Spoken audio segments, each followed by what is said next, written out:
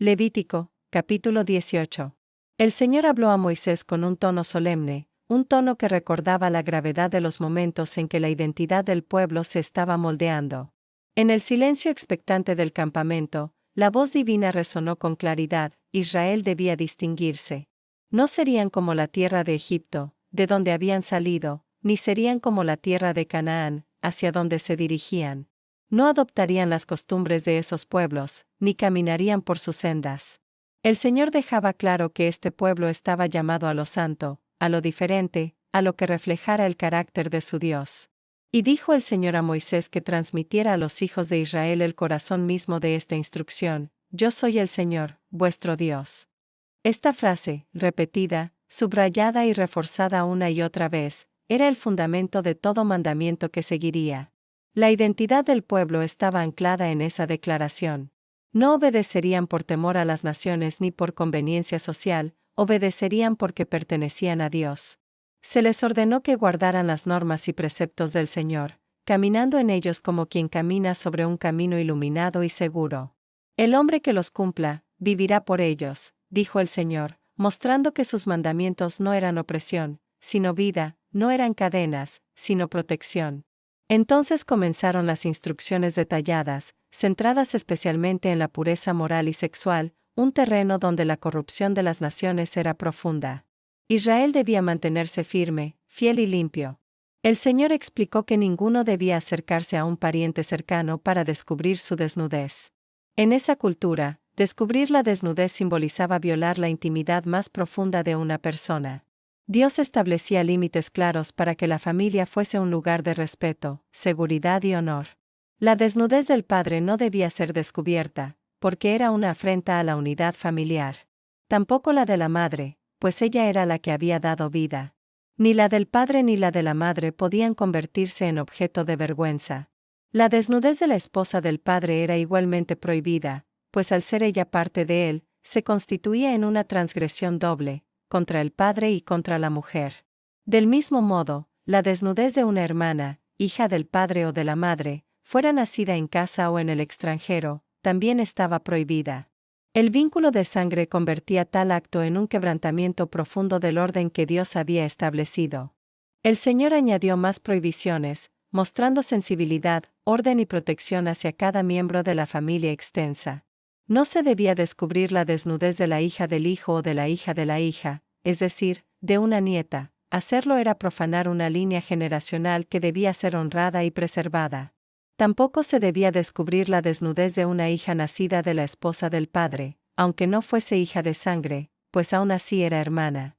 La desnudez de la hermana del padre, una tía paterna, también estaba prohibida. Esta mujer era carne del padre, es decir, parte de la estructura familiar que debía ser respetada. La hermana de la madre, una tía materna, era igualmente considerada digna de protección. El Señor establecía así un perímetro seguro alrededor de la familia.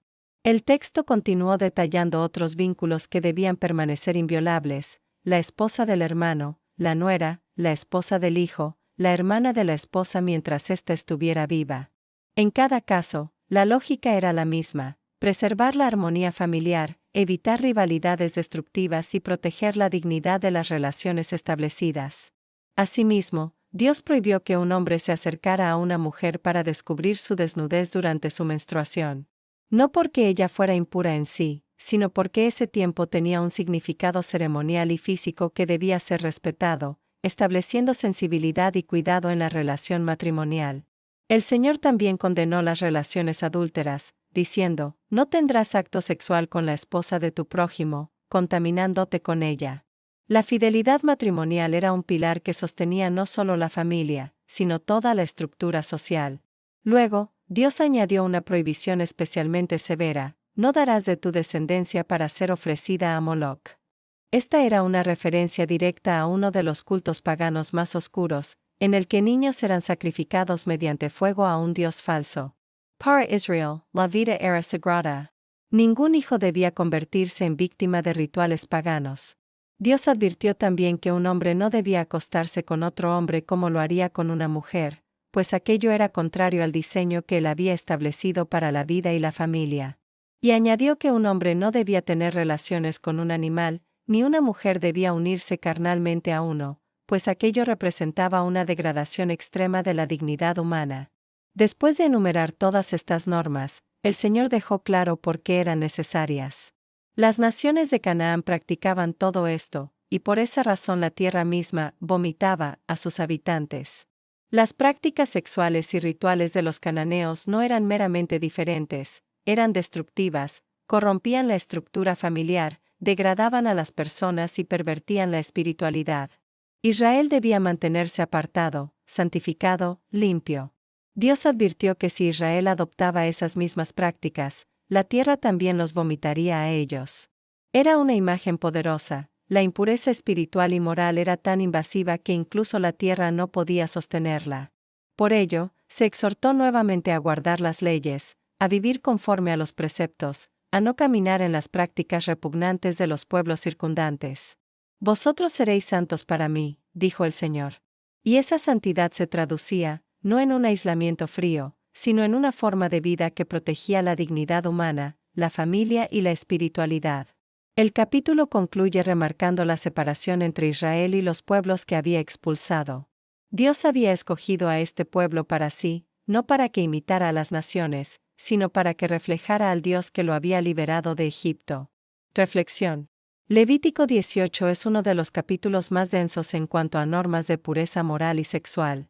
Pero más allá de su estructura legal, transmite un mensaje profundo. La santidad se manifiesta en la manera en que tratamos la intimidad, el cuerpo, la familia y las relaciones. Este capítulo no es simplemente una lista de prohibiciones, sino una declaración poderosa sobre el valor de la persona, la importancia del respeto dentro de la familia y la necesidad de mantener un orden que proteja la dignidad humana. Cada límite no es un capricho divino, sino una defensa contra la destrucción que traen los abusos y las distorsiones de la sexualidad. Dios establece fronteras que preservan lo más frágil y lo más valioso, la confianza, la unión familiar, la vida y la espiritualidad. También nos recuerda que las costumbres de la sociedad no siempre reflejan lo que es bueno, y que seguir a Dios implica caminar a veces contracorriente. Levítico 18 es un llamado a vivir con responsabilidad, respeto y reverencia. Es un recordatorio de que la santidad no se limita al templo o a los sacrificios, se extiende a la vida cotidiana, a la forma en que tratamos nuestro cuerpo, nuestras relaciones y nuestro entorno. Si te ha gustado el contenido, suscríbete, es gratis y haz clic en el pulgar hacia arriba. Comparte este video con tus amistades y contactos, me ayudas a crecer. Muchas gracias.